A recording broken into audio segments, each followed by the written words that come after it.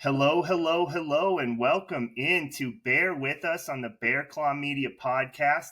I am Chris Bolin, and I am joined today by men's assistant basketball coach Colin Gause, who is a nice enough guy that I have known him for about 10 years and been saying his name wrong this entire time, and he never once corrected me until last 2 weeks ago at Media Days where you recorded that little this is Coach Colin Goss and you're listening to Pirate Radio. So Yes, sir.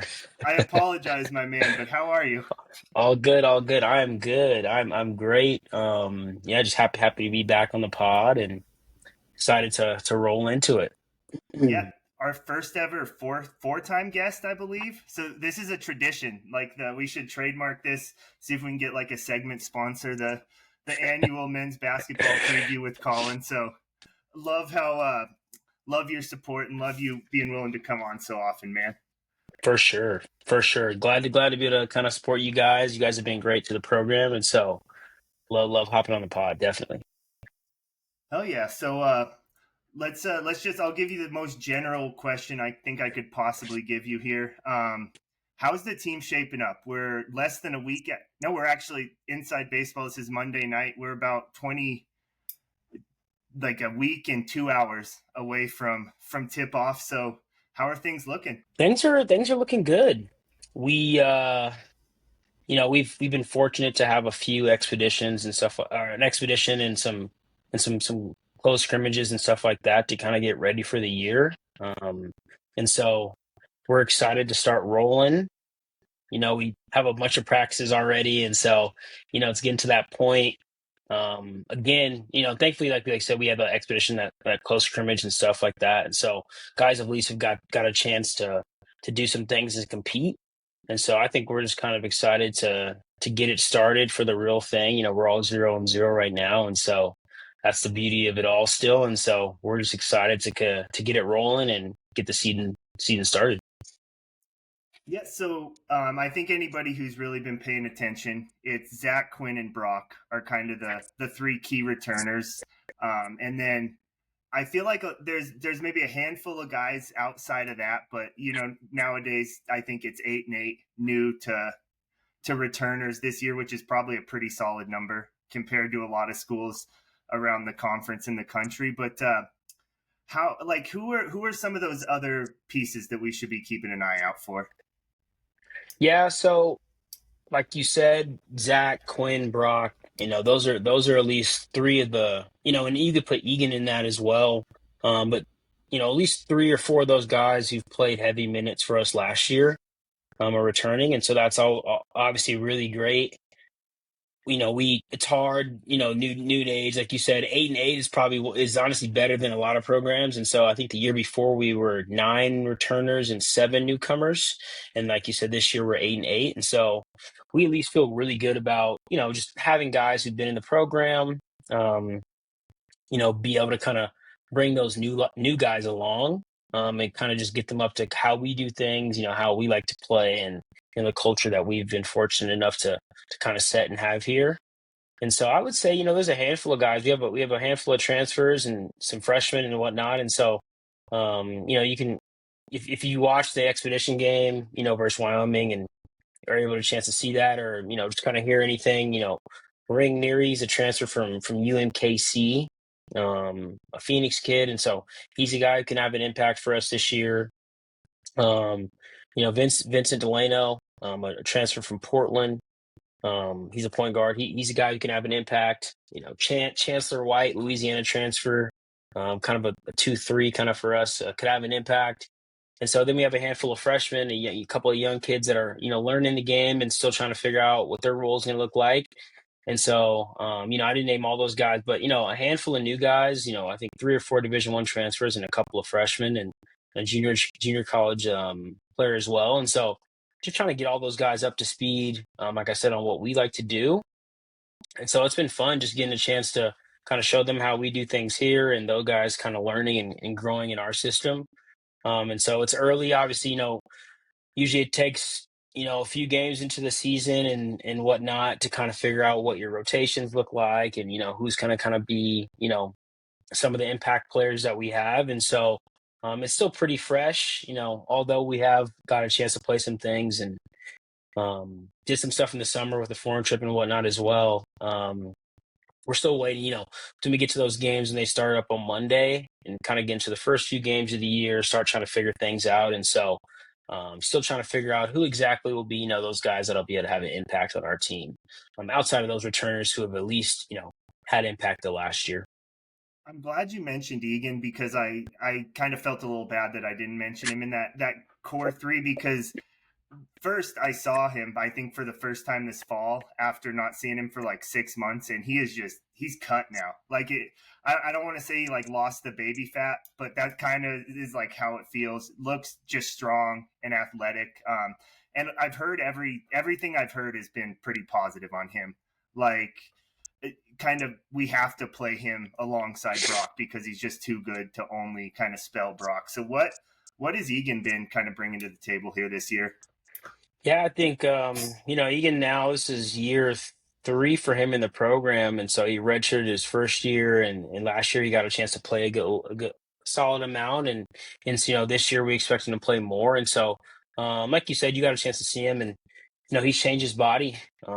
He's always been a big physical kind of guy, but he's changed his body and got more in the weight room, and kind of like you said, slimmed down a little bit, and just kind of chiseled out, and just kind of allowed his frame to kind of come into itself. With him honestly only being about 20 years old now, and so we expect him to have an impactful year for sure. He's physical, he's big, he's strong, he's athletic, and so like you said, Brock's always been really good for us the last few years, and so just another big that we feel like can come in and have an impact. Especially on the defensive end with him and his athleticism and rebounding ability. And so we're excited for him to kind of get a bigger role this year than he's had in the past, and see how that goes. How long does it typically take into a season? And I'm sure it varies, but for like a team to find its identity, and I imagine it probably takes even longer nowadays. But do you feel like one, what do you see this team's identity maybe as now, and maybe in its like ideal version? And then do you have a jump start on that this year? With you mentioned the foreign trip and some extra practices. It's tough to say. It's tough to say. It's like it's a great question. I think typically or historically, the teams that we've had in the past is, run and gun, shoot a lot of threes, play fast. I think we always like to do that, and that's always our goal. But I also think that every year is different, and just depending on what your strengths kind of end up being as the season starts to kind of solidify itself a little bit, is kind of what you would like to, build your team around. It's not like we want to say like, oh, hey, like this is what we want to do, and if we can't do this at a high level, we're just going to stick to it, and this is how we're going to play. And so I think it's been great for us this year to kind of, with all the new guys that we do have, and a lot of them being older guys and guys who are going to have to come in and have an immediate impact. I think it's going to vary. It's going to vary. I think we are fortunate to have big, long, athletic guys like Ring and Egan and Arik and some of those other guys who make our athleticism, better than we probably ever had it, at least in recent memory. And then, so I think we'll be able to play fast. I think we'll be able to play a little bit slower, like you said with Egan and stuff like that. Maybe we want to kind of, who knows? Maybe we go, a little bit bigger lineup and kind of see what that looks like. But that's what the early games are for a lot of the time. Obviously, you want to be really good, when you start the season, but the goal is to be the best when when March comes around. And so I think we will definitely use, these early games to kind of see what makes the most sense for our group, because it can be different every year. And so I would love to say, yeah, I kind of know like we're exactly going to be this, and that, but it's a little tough to say still, I would say. Like you said, just kind of figuring it out early on still. Trying to see what works, what kind of lineups work. Obviously sometimes things change depending on the teams you play too, right? So if you're playing a bigger physical team, you might play bigger physical guys. If you're playing a quicker team, you could do something like that. And so I think there's still a good amount of things for us to figure out, in terms of how exactly we want to play. But I think it's good. It's a great thing to have, because hopefully our team is versatile enough to play a bunch of different ways, and hopefully all those ways will kind of work out. in the end for us. That makes sense. I hadn't really thought about it, but it does feel like this team is more athletic and maybe more versatile, like lineup wise, than at least the past 2 or 3 years. Because the big lineups with Egan and Brock and even Will Humer maybe at times, and then it feels like a lot of potential for 3 guard lineups with Zach Quinn and Vince Delano. So is that part of like I'm sure it's like a very nice option to have, but does it also make it like that much harder to find that identity where it's not like, hey, we have 9 guards on this team of 15 guys, so we're going to be playing small a lot, but you really have that flexibility. Yeah, I would say it's probably equally as hard in my opinion. I think, like you said, just having maybe more guards and more bigs or whatever it is can kind of you can kind of lean towards a certain type of lineup based off that. But at the same time, a lot of it, maybe a lot of it's based off production and what works well as well. And so, obviously having those three guys, Brock, Quinn, and Zach, be just big, big time role guys for us. I say role guys, just had a big role for us last year. Um, Basically, we're just trying to figure out what guys can come in and make can kind of suit well with those guys. And so it could be bigger, could be smaller. And so, like I said, that's kind of the challenge. The task for us early on is like, we at least know we have a few guys that have proven in our league and for our team before. And so just trying to figure out what makes the most sense with what can allow those guys to play really well and allow those other guys to play really well as well together. And so, yeah, just, mixing and matching those things really throughout practice, bigger lineups, smaller lineups to kind of see what looks like it's clicking and gelling. But ultimately, the games you're really going to find out in the games. Obviously practices, you kind of split up teams and you're going against each other and whatnot. And so when you get to the games, you're able to kind of put a group in together and kind of see what works versus, the type of teams you play. And so it'll be fun. It'll be fun to kind of see. And, those Bear fans are at those games. They'll get a chance to kind of see early on, what those things will look like before we kind of start solidifying some things as the season goes along. Great answer to what I don't even know if could be like described as a question, because I did you no favors. They're just giving you a string of thoughts and then putting a question mark on the end. So I appreciate that, Colin. Of course. But one guy that feels somehow perfect for UNC and what I almost wanted to call like a prototypical UNC player, but I can't actually remember a ton of guys that necessarily fit kind of this ilk. What is Ibu Yamazaki bringing? He feels like a perfect kind of stretch 4 to play alongside like a maybe a smaller 5 in Brock, but what does he bring to the table? Yeah, Ibu's he's a great player. He's a Radford transfer. Um, Played on a good Radford team and played a role where he played good minutes at times. And so um, coming for, I think for us, you always, if you can, doesn't like to, you like to get players from good programs and good teams. And so he is one of those guys, but could really shoot it, shot it really well. I think he shot in the high 30s, 35, 36, 37% on my rad for last year. And so if you know anything about our fours in the past, a lot of the times those four mans for us are guys who can shoot it pretty well. And so we typically like to find guys if we can, that can do that.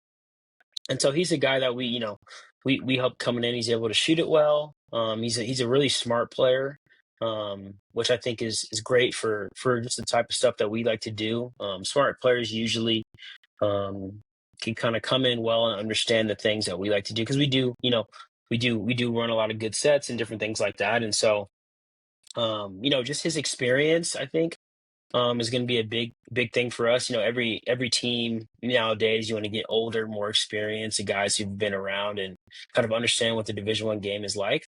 And so I think the shooting ability, his IQ, and the experience will be some things that are going to be valuable just for us, kind of moving throughout the year. Like I said, just trying to get older, more experienced guys is typically what allows teams to have early season success, but success overall. With him kind of being away from the team over the summer, in with Team Japan tryouts and making it, I don't know if further than you expected, but made it basically to the final cut more or less. He wasn't really kind of in here early learning some of the schemes, but I imagine he was. I think Smiley said something along the lines of he was playing more basketball than like anybody else on the team, and I'm sure that's high level competition. So like, there's what like kind of drawbacks are there, and then also did the all the kind of perks of that experience probably outweigh maybe not having that time to pick up the system as quick. Yeah, for sure. Yeah, I think, obviously, for Division 1, right, you get, 8 weeks in the summers with your guys. For us, we had the 8 weeks, and then we actually had a foreign trip, right? And so was able to play games out there in Portugal. And so I think for us, obviously with our system and stuff like that, we love guys to be here in the summer, just so they can get used to what we do, right? I think, sometimes it can be hard for kids coming in because, like I said, we wouldn't say it's complex, but we run a lot of good stuff. We have a certain way we like to do things, and so it takes some time to get up to speed to that.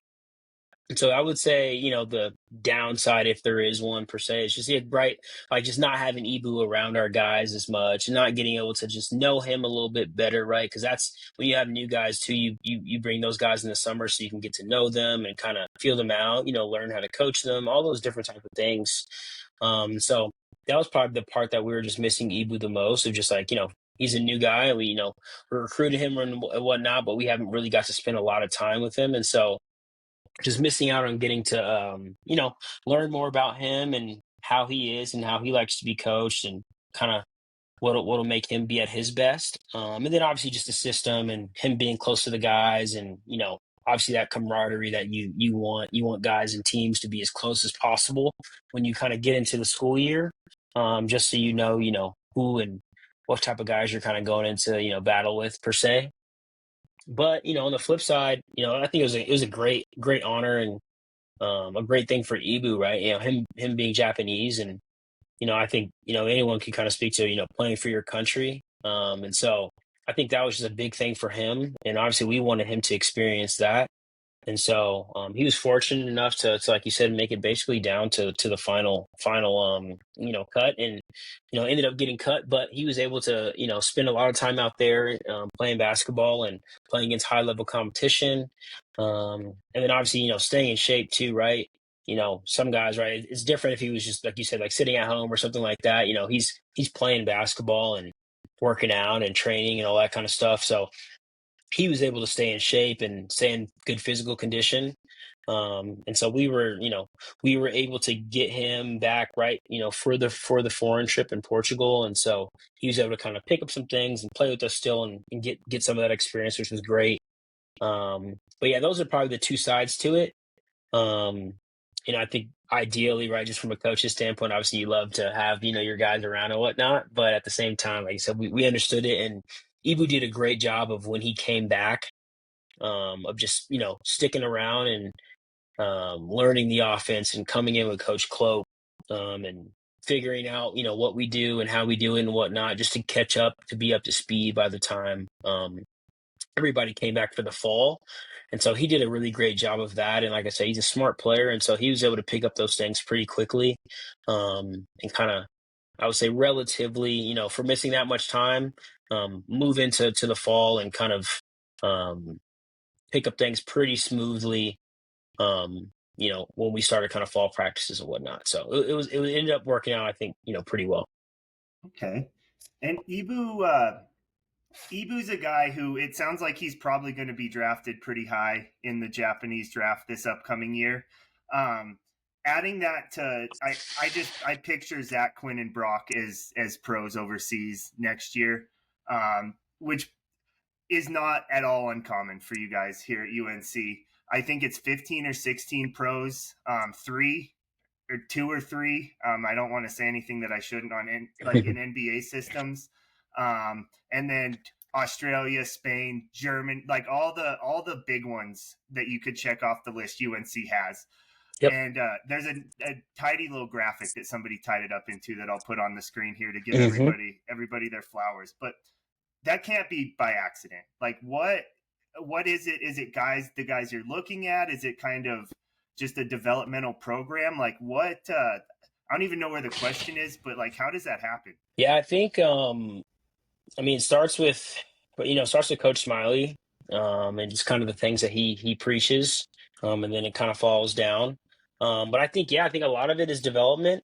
But I mean, obviously, you gotta recruit, to get, recruit good players, the right players. And so obviously recruiting, the good players, the right players, kids who want to be good, kids who want to work hard, kids who actually have aspirations to playing pro.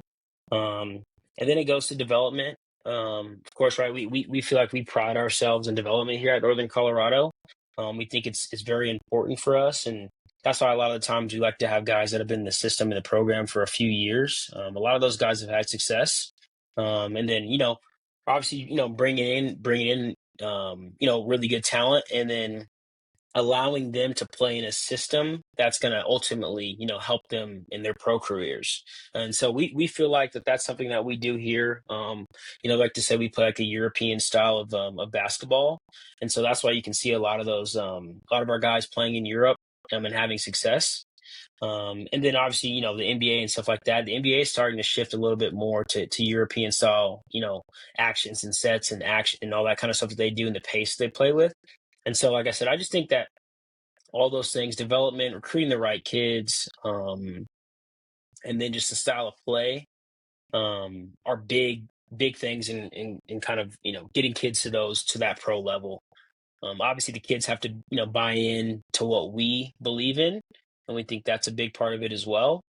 And fortunately, we've had a lot of good players kind of buy into that stuff, and entrust us to develop them and put them in the right position, to be successful. And I will say also film, that's a huge one for us as well. That falls into developing pros. We pride ourselves here at Northern Colorado and just film, because we think it's one of the best ways to learn, right? And to teach. You can see what you do wrong and you can learn how to read the game in different ways and whatnot. And so a lot of that stuff is important because when you get to the pro levels, it's different. They're obviously they're teaching and whatnot, but they're expecting you to know and understand and comprehend and pick up things. And so it's not as you don't have as much time to learn and pick up things. It's like, hey, can you figure it out or not? And fortunately, like I said, we feel like we stress the film and learning and IQ and growing, as a professional, even when you're in college, and that allows our guys to have success. Whether it's at the European level, or if they're fortunate enough to play, in the NBA, or in NBA organizations. Okay. I think you might have touched on you probably touched on this in like 6 or 7 different answers already today, but who is like a UNC guy? Because I feel like this program I'm talking out my ass here because I don't really know, but I feel like it's not necessarily ran like a lot of other Division 1 programs. It feels like the players maybe have some freedoms both on and off the court, but then that like takes a level of trust from the coaching staff. So you have to, I imagine, know like and trust these guys that you're bringing in. So like whether it be a transfer or a high school guy, who's like what encapsulates a UNC basketball player? Yeah, great question. I would say it's tough, man. It's like Zach, right? Zach Block. Zach Block. He probably he's a great representation of like a UNC guy. Especially, I'll give to Zach. Brock the same way. Zach and Brock are similar, like guys who've been in the program, they've grown up in the program, they've stuck with us. They've brought other guys along, and they're unselfish, right? Like we've been fortunate to, have guys like Saint, guys like Dalton, guys like Saint, guys like Isaiah, guys like Langston, um, Riley, guys who we've brought in, and then those guys like the Zacks and Brocks, and then Quinn will fall in that category as a guy who's brought in. But those guys have been guys who've been all about the Bears. And it's like I said, like whether their role has been big or small, like you said, whether it's bringing in a new guy and wanting to make those guys feel comfortable so they can have really good years, just different things like that. And I feel like Zach and Brock have done a really, really, really great job of that, of just being super unselfish. And basically, whatever the team, whatever UNC, whatever the Bears need, they're willing to do, whether their role is big or whether their role is small, right? And so those are good examples. And then I would say Quinn's another good example of just like a guy who we brought in, right? Like he was a transfer from Idaho a few years back, and so um, he's a guy who embodies the UNC Bears, like the Bears, and he's all about the Bears now, right? When he got to our school, and he's been an advocate, for our program, right? In terms of just like I said, like similar thing where he came in, right? Had a really big role at Idaho the year before he came in. And came in and was a great team guy. He was 13-5 or whatever it was, and potentially all league guy the year before, and he came in and took a back seat per se to Jaron, our point guard at the time, um, and was just all about the team. And so he was able to kind of come in and do that, and then have a huge impact just with the bench, with the camaraderie of the guys and his leadership. And so he's another guy who I felt like who was brought in, and just off the bat, you could tell he was a UNC guy, just the type of guys that we like to have, guys that are about the team, about the family, about the Bears. And, our motto every year since I've been here is like OOS, and it's over ourselves. And so it's just about putting the team's needs first, and that's just something we pride ourselves here at UNC, of just guys who put the team first. It's not about you. Nothing is about you. It's about us. And so, those are a few guys for sure. Even Will Humor. We've been fortunate to have a bunch of like guys who I would call like UNC guys who, like I said, just embody putting the team above themselves, and that's something that we feel like is important. Um, just to be on our team, and important to have if we want to have success for the Bears. I love that answer, and I think it kind of flows well into something I wanted to ask. And similar in the last, this is the third straight year of the exact same coaching staff coming back, which feels, I don't want to say unheard of, but that feels kind of crazy. Like then the last like 7 years, there's only been like two or three new people. So I'm trying to avoid calling it the secret sauce, but like what is it that kind of makes UNC such a good place to work, I guess, for lack of a better phrase? Yeah, I would say, it starts with the people. That's what I feel like ultimately in any job, any business, like, you want to like or love or respect the people that you work for. And so that makes it a lot easier. I think just from the top down, right? Coach Smiley, he does a great job with all of us. Defining our roles, making sure that we all feel like we're, part of the team, and important to the success for the Bears. And so I think that plays a big part. And obviously the coaching, right? Like, coaching, if you know anything about coaching, coaching is it's a hard job. It's a lot goes into it. It's a lot of time, a lot of commitment.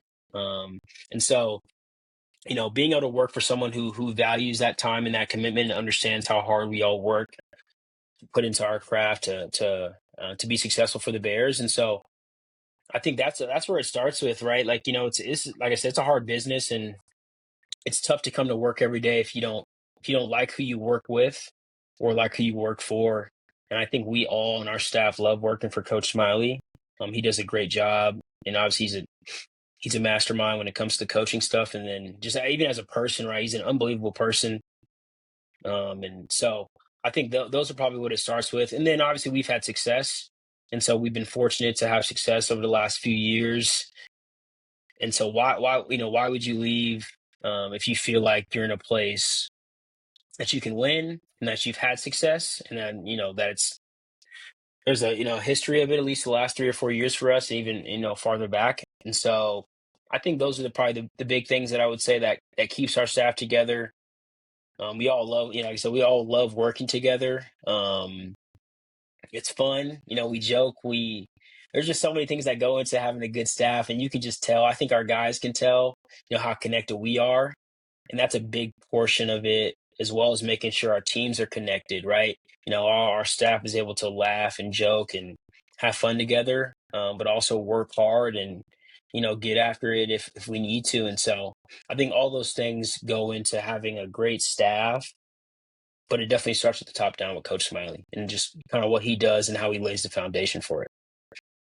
I think everybody kind of on the outside assumes like, yeah, Division One basketball coach is putting in a lot of hours, is working real hard, but like I don't think I even realized it till I got a little bit closer and saw like you were joking like in that office earlier this week. You had the 2 day weekend last week was probably the last one through at least May, June. Like so like with the portal, it's crazy just how much going, and then once that's in season, that going is a flight, then a 3 hour bus ride, then another flight, and then to come home for a day and a half just to fly out again. So I don't, there's not a question in there, but I appreciate how hard you all work, seriously. Yeah, we appreciate you. Appreciate you. Yeah, man. It's definitely one of those things where you gotta love it. Gotta love it. It's definitely one. If you don't love it, you wouldn't survive because, like I said, it's a lot, right? And but for us coaches, I would say a lot of us, we don't feel it. We don't. Obviously, it's a job, but we love basketball, love helping kids, all those kind of things so much that it doesn't feel like like a normal job, right? So love coming to work, love being with the guys, love being around basketball and whatnot, and so that makes it that much easier, I would say, to come to work every day and to do all that kind of stuff and make it not at least feel like a job. And so even though, like you said, it's long hours, it's bus rides, it's flights, it's, all day and all nights and, trying to figure out how to make sure your team is where they need to be when you're playing games. And so, it's definitely fun, but that's the thing or two, right? Like imagine, like I said, we're all traveling so much, we're all together so much. Having a staff that you like and love to be around and can hang out with and whatnot is important because we're with each other so much, right? And so like I said, all that stuff kind of falls into place with Coach Smiley and his leadership. But I think that's a big, big, big thing. I think in terms of just success in college athletics is having a staff and people you like to be around because you're gonna be around them a lot. Then let's flip that question directly on its head, basically. And what, as the director of basketball operations, what is the just biggest pain in the ass of your job? Like, what's the one thing that you're like, man, like I got to do it, but if I could just offload this to somebody else. I would just say the big picture thing about being the ops, doing the operational stuff too, as well as coaching out there is I'm you're in a job that nothing is nothing is in your control, but it has to be. So for example, right? I'm booking flights or whatever it may be, right? I obviously am not. I'm booking the flights, but I'm not flying the plane, right? But if we're late, it's technically it's not on me, but it's on me, right? Like I obviously can't make the plane go faster. I can't whatever, right? But now that changes everything else that happens, right? And so like let's just say like a bus, I'm got the buses ready to go and the bus shows up 30 minutes late because they fell, the bus driver, right? He maybe fell asleep or whatever it is, right? That now, that's on me because I'm an operations guy, I do logistics, and I'm supposed to make sure everything is supposed to be on time and whatnot, right? So I think that's probably the hardest part about it. It's like I really don't have a direct like no matter what happens, something could go wrong, but I could have no control over it. But it is my job to have control over it. So that's the toughest part about it, I would say, is like, I could put an order in for food a week ago, and it's supposed to be ready at this time a week later. And who knows what happens? Maybe the cook doesn't show up, maybe they forgot the order or they, typed the name wrong, whatever it may be, right? But everyone's obviously gonna look to me like, hey, like what's going on? But at the end of the day, like I wish I could do it all and I could control it all, but I can't. And so I would say that's probably the toughest part about it is like getting past the part where it's like I really can't control how good I do at my job outside of just prepping and prepping and prepping and then like being very adjustable. Coach always he has a quote. He says, "The great ones adjust." TGOA, the great ones adjust. And so, that's kind of what I try to live my life by. Is like I know something's probably going to go wrong, and I know I can't stop it from going wrong because like I said, I don't cook the food and fly the plane, but I got to be ready. When that stuff does kind of go wrong or something does happen, to be able to adjust quickly and make sure that we can still, be efficient with our time and get the things that we need to get done. So that's probably the big thing. There's just so many little nuances that go into that. Like I said, whether it's food, whether it's travel, whether it's, maybe I'm working with the other ops team and he just hasn't sent me the practice time. So I can't figure out what time we're practicing and how to schedule out the rest of our day or whatever it is. And so, I guess so many nuances that go into that part of it. But I think just not being able to control a lot of the things that you somehow need to control is probably the hardest thing about being an ops guy. What's been like the biggest out of nowhere like nightmare logistically on like say like on a road trip since you took over? Will this be your third or your fourth year? This will be It'll year be four. Yep, okay. entering year four. Man, let's think here. That's a great question. There's let me think if I can think of a few off the top of my head. I'm gonna say so. I'll give a few. I would just so one time we were flying to Portland, and I mean we got delayed for 4 hours in the airport, which is just like unheard of, right? Like you're just like, wait, what? Like on 4 hours in the airport, and we have quick turnaround. Is like a 2 p.m. game on the Saturday. So we're flying out, Friday morning or whatever it is to get to Portland. And like I said, we're delayed for 4 hours. And so it's a 2 p.m. game. So typically on those 2 p.m. games, our shoot arounds are super early. So we're probably not taking them. And so it was like, okay, we're delayed for 4 hours. And are we actually even going to be to get into the gym and practice, without it being too late, eat, got to wake up early because we have a 2 p.m. tip off. Um, and so the logistic nightmare of that, of trying to basically like we had food ready to go, ordered all this kind of stuff to pick up before we go to practice, had to cancel that, killed the food, no food, go straight to practice, try to grab something just to throw in their bellies, just to go and get on the floor, just so we can get on the floor one time before we have to play the game. And so I would say just something along those lines of doing that one time. And then another time was hopefully I don't get in trouble for saying this, but we were driving a bus on the way back from a game, and a deer hit us. And so this Great is in the middle. phrasing. This is a deer hit us, and we're in the middle of the night. And I'm panicking. I'm not panicking because I like to think of myself as like I feel like I thrive under pressure in the sense of I'm not gonna like overreact over a situation. Yes, I need to figure out what to do, but basically, like, a deer hits us, and I'm thinking it's like 10 p.m. at night. We're driving back probably 5 or 6 hours to get back to Greeley. And I'm thinking, okay, well, we got hit by a deer. What if we can't go on this bus anymore? At 10 p.m. at night, how am I going to get us a 54 passenger bus for us to pick us up on the highway in the middle of nowhere to get us to get off the bus and then get back to Greeley? So things like that, I would say that was a relatively recent one where you're like, okay, what can you do? Because I can make as many calls as I want, and if people are sleeping and no one's able, and how am I going to pay for a bus and switch a bus and all that kind of stuff out, right? And so, fortunate enough, we were able to get back on the road and get home. But I would say those are just a few examples of just like you got to be able to figure something out. And so just having ideas, I think, backup plans, and just thinking of creative ways to always be ready for something to go wrong, because that's kind of what I've just going to assume that something's going to go wrong just to be ready for it. Even though if something goes smooth, everything goes smoothly, that is a great trip. But I feel like it's almost impossible, right? Human error is just what it is. And so it's almost impossible for everything to go right. And so just being able to have a mindset that,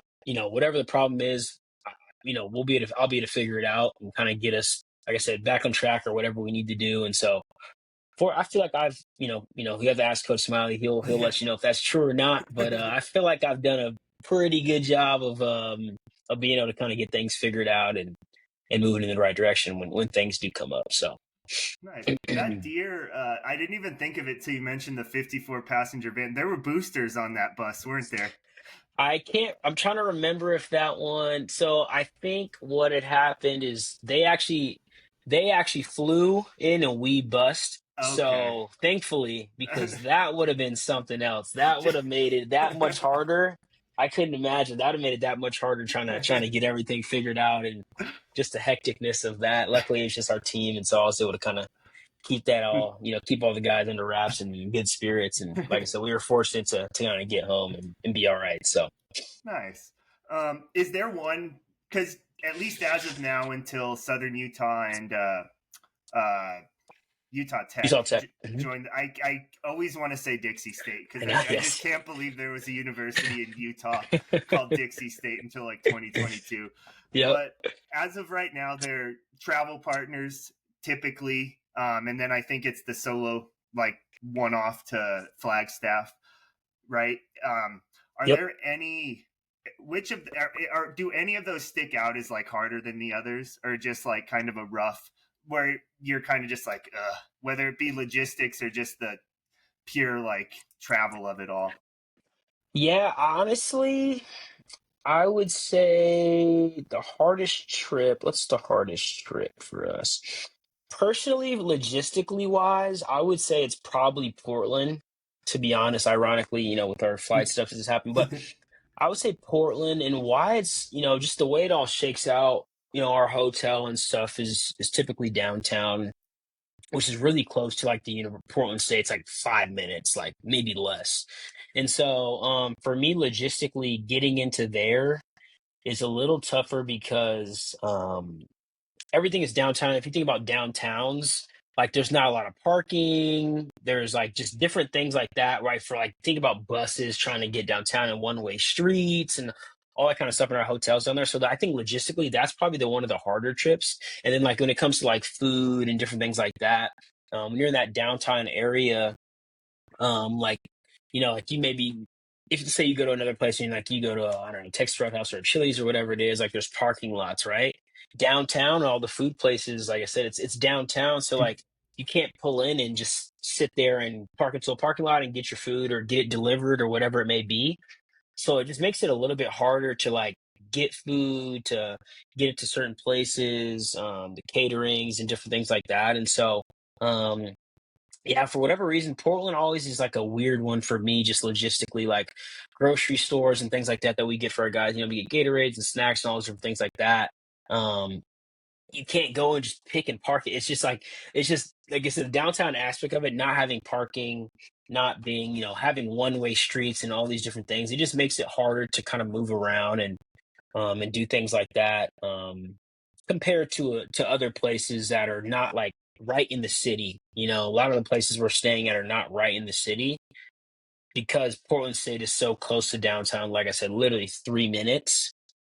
It makes sense to stay that close to get to games, all that kind of stuff. And so that makes a lot of sense. It just makes it a little bit harder logistically on me. Like I said, buses and vans and trying to get groceries and other things like that. Just make it a little bit harder when it comes to that part of it. So I would say that's probably, especially for in conference. And then like if you're just like at a conference, it's like if like I think a couple of years ago we went to Cancun, and so international Oh trips are no! literally Oh those no! those take a little toll because there's just so many other things you have to worry about. Obviously, there's a language barrier, and then there's you know passports and customs and just random different things like that, right? So when it comes to things like that, an international trip and stuff like that, make it definitely logistically, I wouldn't say a nightmare, but just a lot harder than domestic travel and stuff like that. So those would probably be the couple different logistical things that make it tough on me for sure.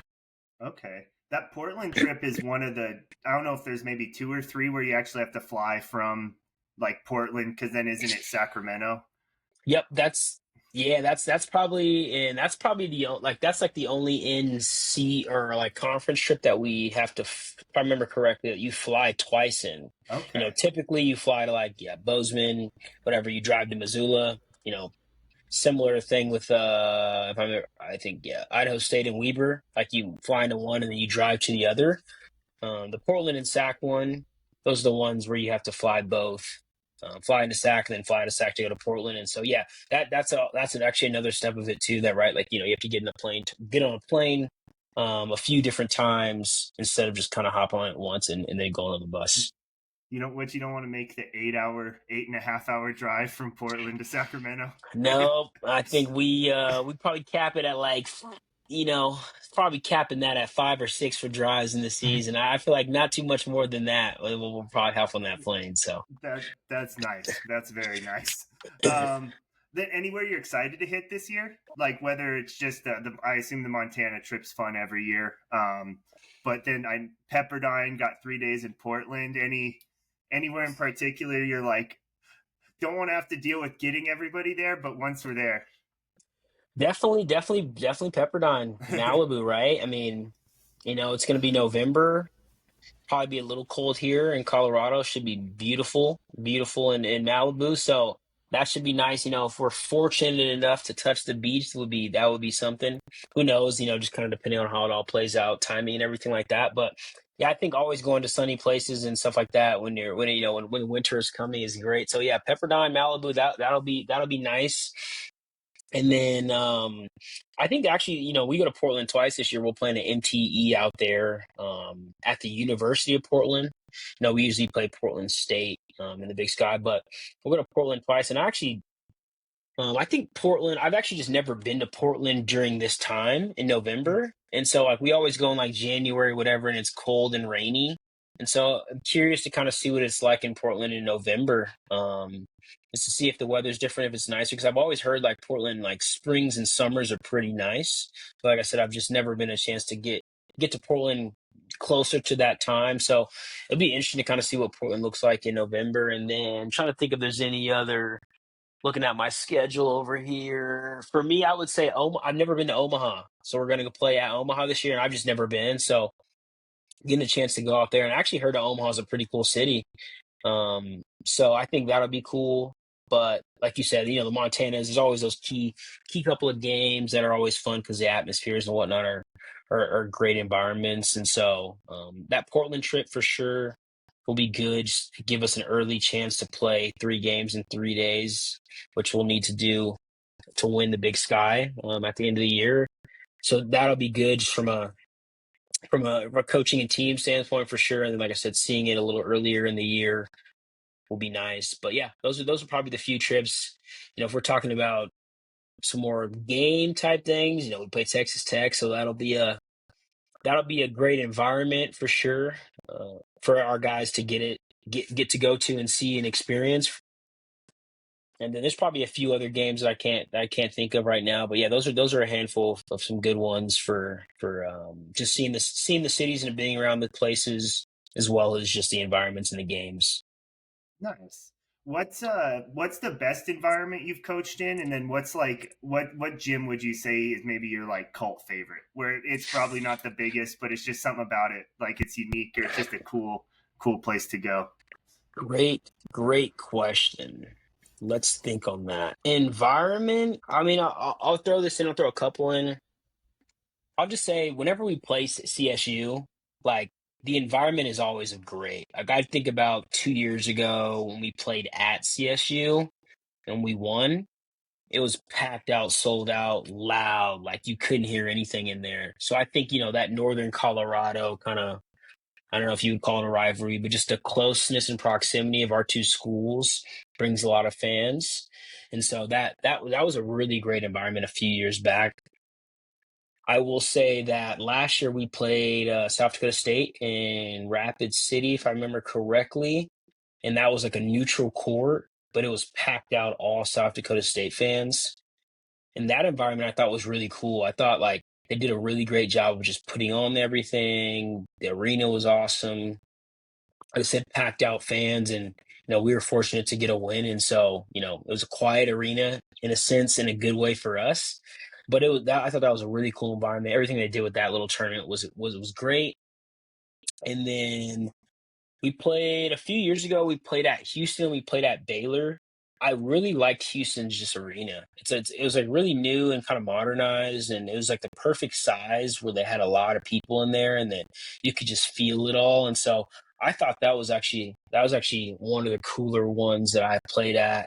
Um, Really tough game. It was a terrible game in the sense of playing the Houston Cougars. I think number one team in the country at that time, and so from a game standpoint, went bad, but environment, it was cool. Um, trying to think if there's any more. I mean, Texas Tech was cool. I think I think we played them last year, like right around Thanksgiving. So like it wasn't as like probably normal as what Texas Tech would be like with like the students and all that kind of stuff. But I think just playing on big arenas with great crowds is always really cool, especially for our guys. And then as coaches, right, to go to arenas that you've maybe seen on TV before and just never got a chance to kind of go to. So those are definitely a few of the good ones. I feel like I'm missing one, but I think those are probably the ones I can think of right now for sure. Okay, nice. Nice. That's all I had for you. Appreciate you hopping on, Colin. Before I let you go, anything you want to plug? Any shout outs you want to give? Here's your time. Be as selfish as you want. For sure, yeah. No, just shouting out the Bears, man. Just excited. We're depending on when this drops, we're within a week from the first home game, and so just for all the fans out there, who maybe did get a chance to see us last year or didn't. We had a really good year winning that regular season championship last year, and so you get a chance to kind of see the banner and all that kind of stuff at the home opening game. And so just, looking forward for all the support to kind of keep rolling with the good years that we've had. And so, make it to those UNC home men's basketball games and come out and support and be loud, and because we appreciate all that support. And so we love the Greeley community and everything that we've been building. And so just looking to kind of keep that rolling. I felt like we had really great crowds last year. And so just looking forward to packing the bank again this coming season. You're headed to an IM game here, real quick. Who's your NBA comp? What's the game look like? Oh, my game? Yeah, Ooh, great question. Great question. I would say, I don't want to go too much into my history of, injuries or whatever, but I would say prime Coach Colin, probably a mixture between Isaiah Thomas, and let me think who else. That's probably it. I'll probably just go the Isaiah Thomas comp. kind of But I'm really a floor general. Celtics Yeah, Isaiah Celtics Thomas. Isaiah. Yes, Okay. MVP. Basically 30 points a game. 30 points a game. Isaiah Thomas. Back in my, I'd say back in my day, like I'm old, but We are old, man. but That's the thing. some years back, when I used to really play, I felt like I was quick. I'm a lefty, so that's why I say the Isaiah Ooh, Thomas comp makes a lot of sense. I'm on the shorter end, so quick and scored a little bit, but can pass as well. A team guy, team guy out there. But it'll be fun to get out there, play a little bit. I joke with our guys all the time that they're lucky that I'm a little bit older now. That I can't get out there and compete with them as much as I used to. But the guys know I can still do a little bit out there, and so if I need to kind of get out there and mess with the guys a little bit, I definitely get out there and play, and they make me better. So it should be fun tonight to get some good cardio and get some good cardio well, hopefully somebody backs up the Brinks truck to you because you're already post injury, so now you're in the I clear know, here. I know, I know. I should be good now. So we'll see how it goes. I'll let somebody know how it goes tonight. Speaking of backing up the Brinks truck, we are brought to you here tonight. Another shout out to Crave Hot Dogs and Barbecue in Greeley, Colorado, offering specialty all beef hot dogs, savory sides, and a self pour beer wall. A perfect setting for a family outing or a night out with friends. Stop by and hashtag beat the craving today. Colin, you made it into Crave over at Westlake yet? I'm glad you said no, I have not. And I saw that and I was like, oh, I wonder, like, I've actually seen it maybe a couple times, but I've never been. But I didn't realize that it was so close to where I live actually now Oh, until nice. not too long ago. And so I was like, I'm gonna have to hop in there and check it out. I've just never kind of checked it out before. But now that you guys are endorsing, I'm definitely gonna have to roll by and let them know that you guys got me there. So for sure, Yeah, tell them Bear Claw sent you. No, Todd and Heath definitely are great guys. So awesome, love the food too. So cannot recommend them enough, even beyond the sponsorship. So big time. once again, Colin, thank you so much for hopping on here. And everybody, if you like what we're doing, please like, subscribe, comment, review. Tell your mom, your grandma to like, subscribe, comment, and review. And if you don't like what we're doing, Ben couldn't be here tonight, but his DMs are always open to field any complaints, baby. So have at him. Have a good one. I love it.